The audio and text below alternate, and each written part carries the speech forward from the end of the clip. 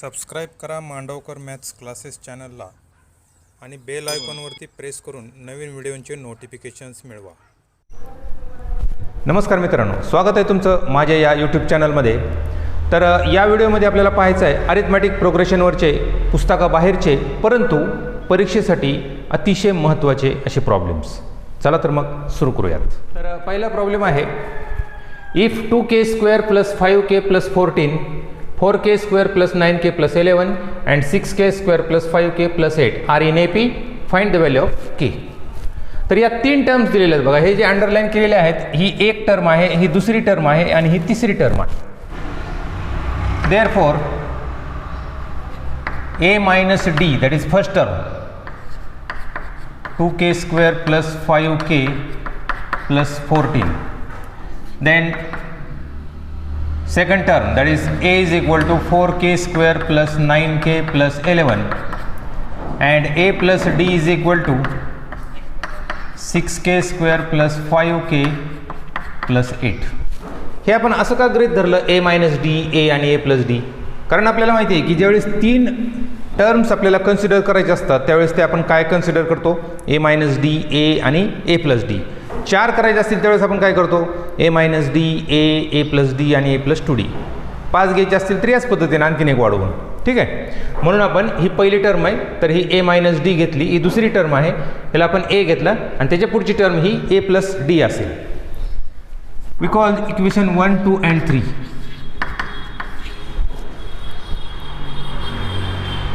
Adding equation 1 and 3.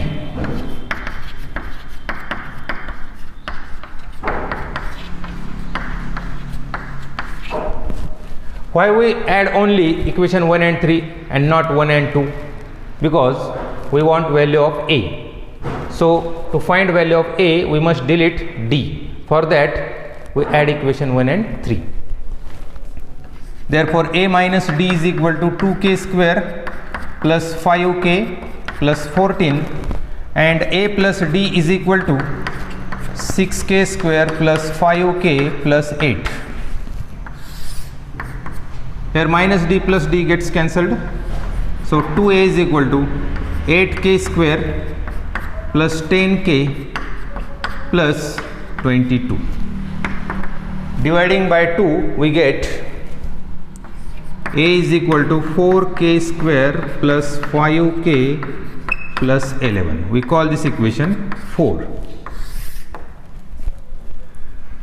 Now see equation 2 and 4.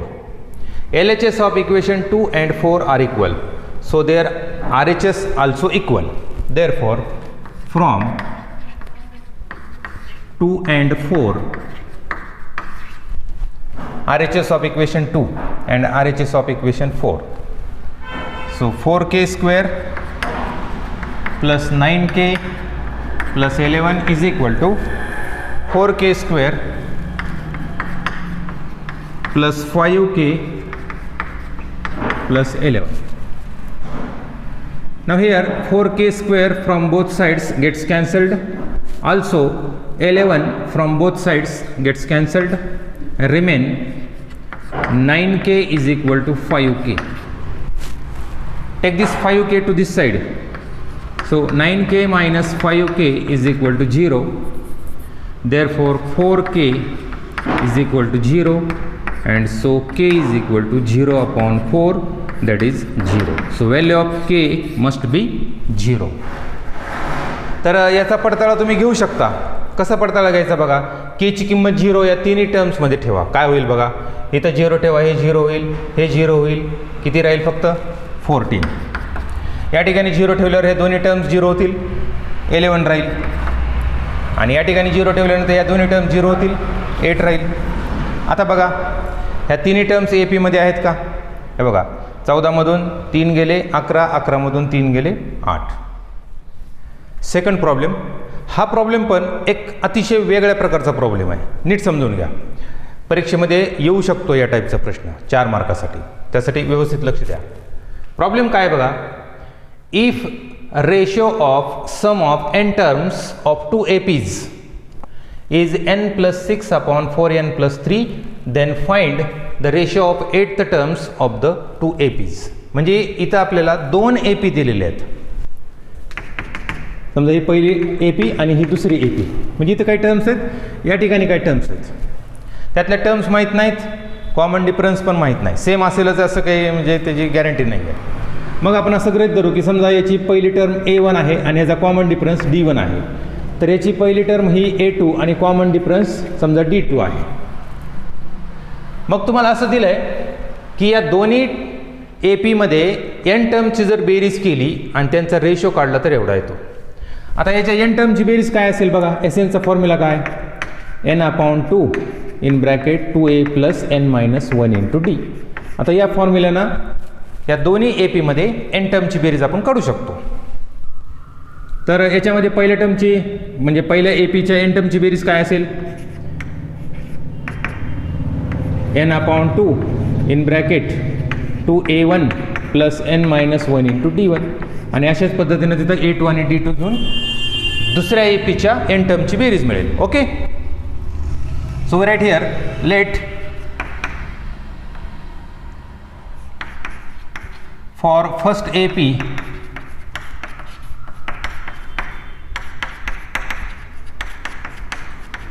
first term is A1 and common difference is D1. Similarly, for second AP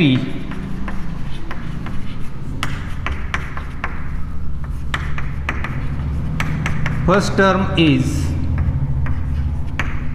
A2 and common difference is D2. Okay, therefore by the given condition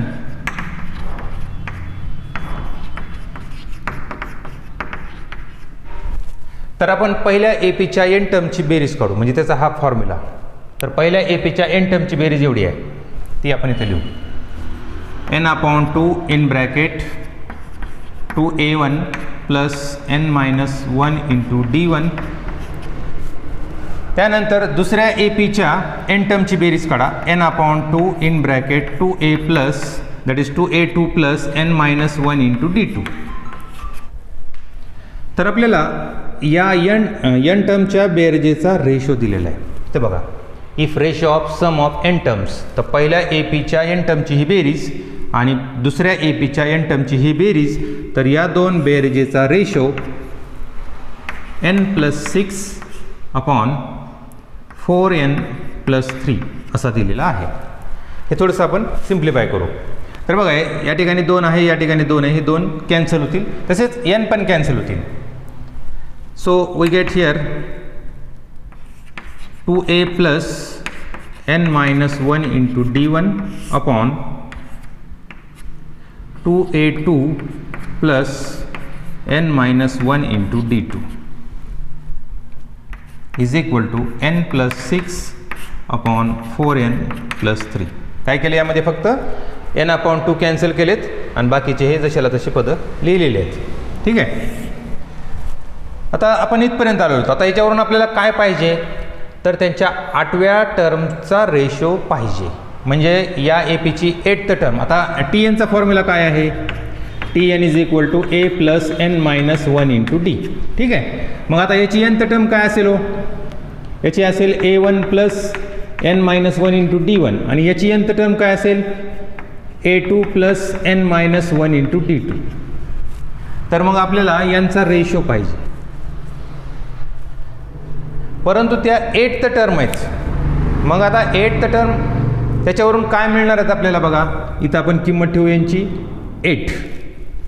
that is we have to find a1 plus 8d1 that is 7d1 and a2 plus 7d2. हा ratio आपल्याला पाहिजे आणि हा ratio आपल्याला याच्यावरून काढायचा.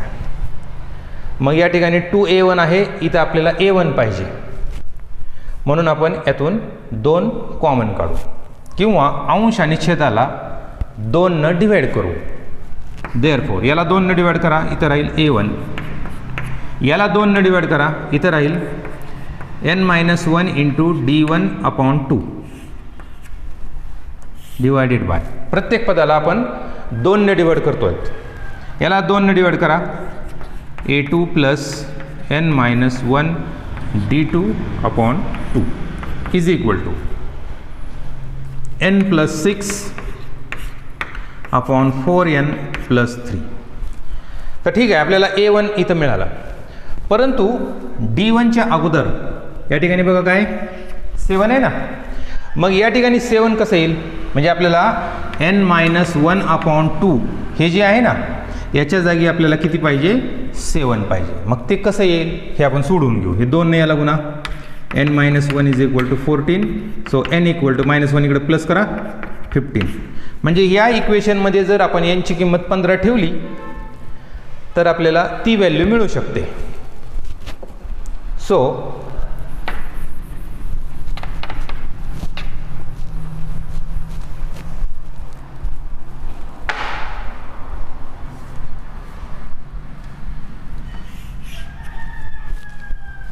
put n is equal to 15. मग a1 plus, आता या ठिकाणी 15 किंमत ठेवा.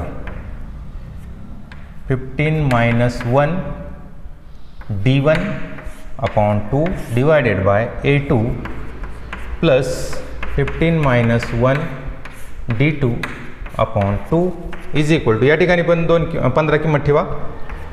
15 plus 6/4 into 15 plus 3. Therefore a1 plus, बघा हे 15 वजा 1 14 आणि 14ला 2 ने डिवाइड करा 7 d1/a2 प्लस, या ठिकाणी 14 भागिले 2 म्हणजे 7 7 d2. तर इथे राहील 21 आणि हे 15 चूक 60 आणि 3 63. याला थोडंसं आपण लहान रूप देऊ. Therefore a1 plus 7 d1/a2 plus 7 d2. तर 21 1 21 आणि 21 त्रिक 63. याला आपण 2 नाव दिला. नाव 8th term or 8th terms of the two APs are काय असतील त्या,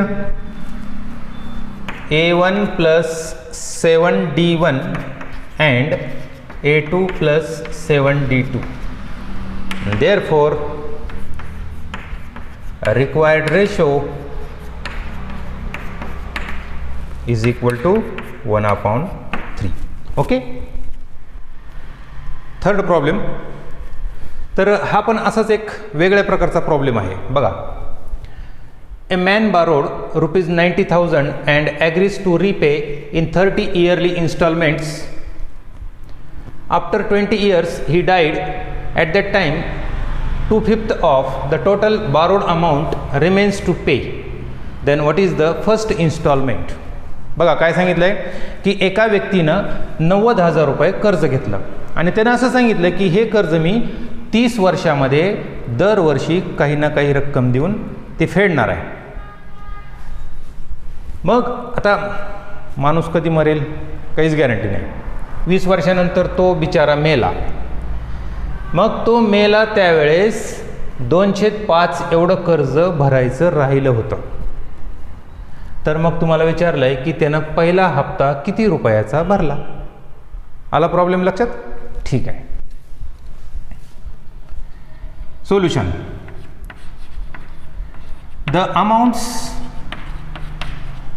of instalments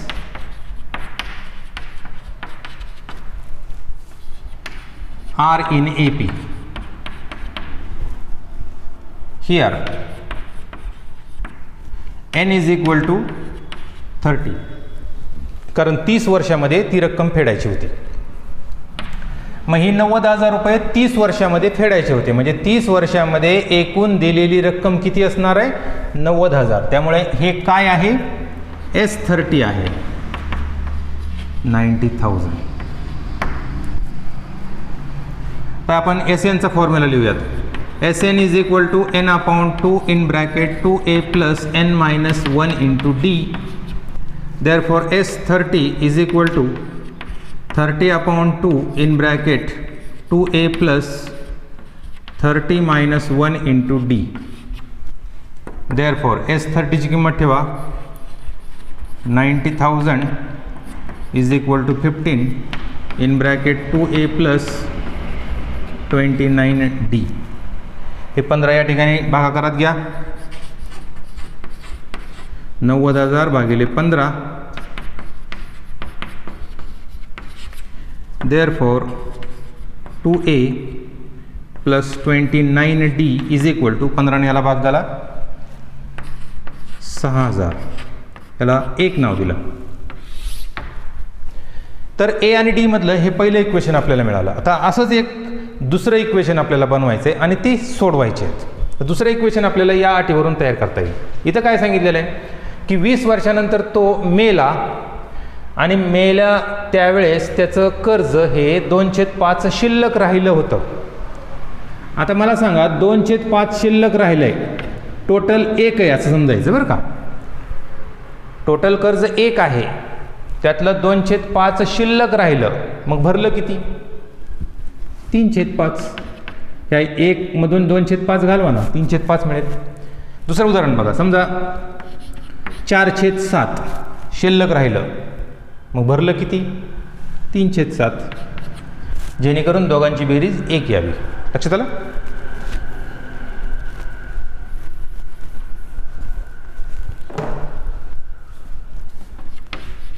The amount paid in 20 years is equal to 3/5 into 90,000. या ठिकाणी 3/5 का लिहिलं लक्षात घ्या.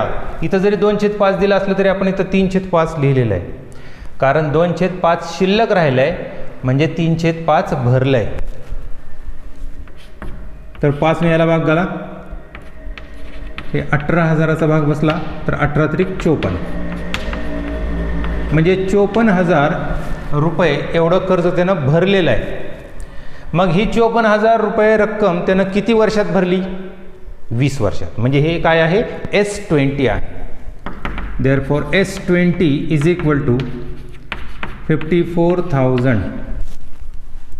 तर याच फॉर्म्युल्यामध्ये आपल्याला किमती ठेवायच्या आहेत. So S20 is equal to 20/2 in bracket 2a plus 20 minus 1 into d. S20 आहे 54,000, या ठिकाणी राहील 10, 2a plus 19d. हे 10 ने याला भाग झाला, एक 0 कॅन्सल होईल. So 2a plus 19d is equal to 5400. We call this equation 2. हे दोन इक्वेशन आपल्याला सोडवायचे आहेत. Subtracting equation 2 from equation 1.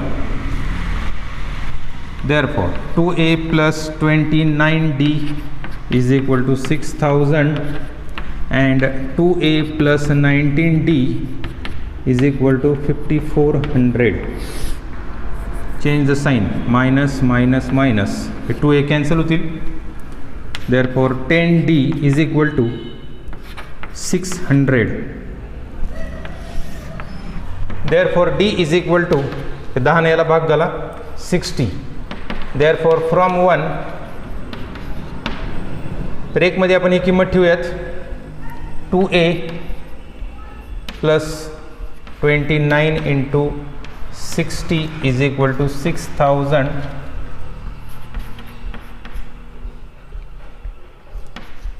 यांचा गुणाकार करा आणि हे इकडे वजा करा. 6,000 minus 1,740. Therefore 2a is equal to, यांची वजाबाकी करा. 0 4 6 10 चाला 1 8 आणि 2 10 चाला 1 2 आणि 4 6. आणि therefore a is equal to 2 याला डिवाइड करा, 2130. तर ए म्हणजे काय आहे? पहिला हप्ता आहे. तर हे आपलं उत्तर आहे. म्हणून त्या व्यक्तीनं पहिला हप्ता 2130 रुपयाचा भरलेला आहे. Therefore first installment is equal to ₹2130. Fourth problem, हा पण असाच एक हटके प्रॉब्लेम आहे. काय आहे तो प्रॉब्लेम बघा. If for an AP mth term is 1/n and nth term is 1/m, then find mnth term of the AP. Solution. Here mth term is 1/n, therefore given mth term is Tm is equal to 1/n and nth term, that is Tn, is equal to 1/m. Now we have to find Tmn. To find Tmn is equal to question mark. First we write formula for Tm. तुम्हाला Tn चा formula माहिती आहे, त्याच्यावरून आपल्याला Tm चं लिहिता येईल. बघा, पहिल्यांदा आपण वाटल्यास तुम्ही हे घ्या. Tn is equal to a plus n minus 1 into d. Therefore nth term is 1/m. So 1/m is equal to a plus n minus 1 into d. Similarly, mth term, here we call this equation 1, and Tm is equal to a plus m minus 1 into d. But Tm is given, that is 1/n. Therefore 1/n is equal to a plus m minus 1 into d. We call this equation 2. Now using equation 1 and 2, we have to find value of Tmn. तर आता ही Tmn ची value काढण्यासाठी आपल्याला नेमकं यांच्यामध्ये काय करावं लागेल, यांची वजाबाकी गुणाकार भागाकार काय करावं लागेल हे ठरवायचं आपल्याला. मग काय करायचं की Tmn म्हणजे काय असेल नेमकं बघा बरं. Tmn is equal to a plus, या सूत्रात ठेवा.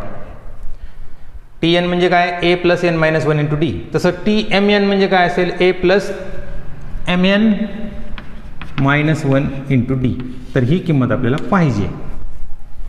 मग ती किंमत काढण्यासाठी आपण या दोघांची पहिल्यांदा वजाबाकी करू. Subtracting equation 2 from equation 1. Therefore a plus n minus 1 into d is equal to 1/m and a plus m minus 1 into d is equal to 1/n. Change the sign, minus minus minus, a gets cancelled. यांची वजाबाकी करताना d बाजूला काढा, ब्रॅकेटमध्ये n minus 1 minus m minus 1 into d is equal to, यांची वजाबाकी करायची 1/m minus 1/n. Okay, therefore हे बघा, आता हा ब्रॅकेट आपल्याला काढून टाकायचा आहे. हा ब्रॅकेट काढल्यानंतर काय होईल बघा, हे मायनस m होईल आहे ना, आणि हे मायनस आणि मायनस काय होणार आहे, +1. मग हे +1 आणि हे -1 कॅन्सल होतील, म्हणजे काय राहील फक्त n minus m into d is equal to, छेदाचा गुणाकार mn, तिरकस गुणाकार करा n मायनस m. देअरफॉर हे बघा, दोन्हीकडचे n मायनस m कॅन्सल होतील, कारण हे ज्यावेळेस आपण भागाकारात घेऊ त्यावेळेस हे दोन्ही ब्रॅकेट कॅन्सल होणार आहेत. Therefore d is equal to 1/mn. We call this equation 3. d ची किंमत mn च्या रूपात मिळाली. आता अशीच आपल्याला a ची किंमत mn च्या रूपात काढायची. मग त्यासाठी ही किंमत आपण इक्वेशन 1 किंवा 2 कुठल्यामध्ये ठेवा, आपण 1 मध्ये ठेवू. From 1/m is equal to a plus n minus 1 into d. d means 1/mn. Therefore 1/m is equal to a, यानं याला गुणा n मायनस 1/mn. तर ही टर्म आपण डावीकडे घेऊ. So 1/m minus n minus 1/mn is equal to a. Therefore a is equal to, दोघांचा छेद आपण सारखा करू, त्यासाठी याला आपण n न गुणाकार करू. So n/mn minus n minus 1/mn. Therefore a is equal to, दोघांचा छेद समान असल्यामुळे एकदाच घ्या, आणि वर यांची वजाबाकी होईल एन मायनस, हे मायनस चिन्ह याला द्या आणि हे मायनस मायनस प्लस 1 होईल. मग यातले हे एन कॅन्सल होतील. So a is equal to 1/mn. अशा प्रकारे आपल्याला ए आणि डीच्या किमती मिळाल्या. तर यावरून आपल्याला TMN काढता येईल. Now TMN is equal to A plus MN minus 1 into D. देअरफॉर TMN is equal to A ची व्हॅल्यू ठेवा 1/mn plus MN minus 1 into 1/mn. Therefore, TMN is equal to 1/mn plus याचा आणि याचा गुणाकार करा mn minus 1/mn. So TMN is equal to, दोघांचा छेद समान असल्यामुळे एकदाच घ्या mn आणि वर यांची बेरीज करा 1 plus mn minus 1. So TMN is equal to minus plus 1 कटले mn/mn, that is 1. So mnth term of the AP is 1. Okay, thank you.